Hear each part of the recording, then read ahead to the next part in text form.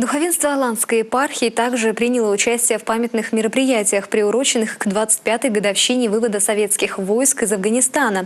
По традиции во Владикавказе состоялось возложение цветов к памятнику воинам-интернационалистам. Для участия в церемонии собрались представители власти, ветераны войны в Афганистане, представители 58-й армии и МВД, лидеры общественных объединений республики. По благословению архиепископа Владикавказского и Аланского Зосимы в мероприятии приняли участие председатель епархиального отдела по взаимодействию с вооруженными силами и правоохранительными органами протоиерей Тимофей Астаев и ветеран войны в Афганистане, клирик Владикавказского храма Покрова Пресвятой Богородицы протоиерей Николай Жуков. Отец Тимофей передал ветеранам-афганцам слова поздравления правящего архиерея и напомнил собравшимся, что день вывода войск из Афганистана совпадает с православным праздником Сретения Господня. Сретение переводится с церковнославянского как «встреча», сказал священник.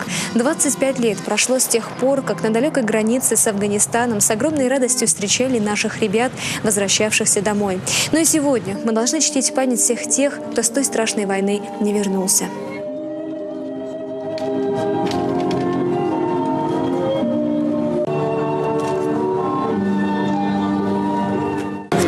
Когда я вступил на землю афганскую, у меня старший брат, Царство Небесное, протоиерей Виктор, как раз стал священником. И одна молитва, его молитва родителей, в общем-то, меня, наверное, сохраняла от всякой боли, от какого-то несчастного случая.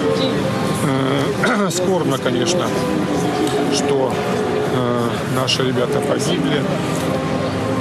Но молитва, как священника, возносимая Господу за них, дана будет Царство Небесное.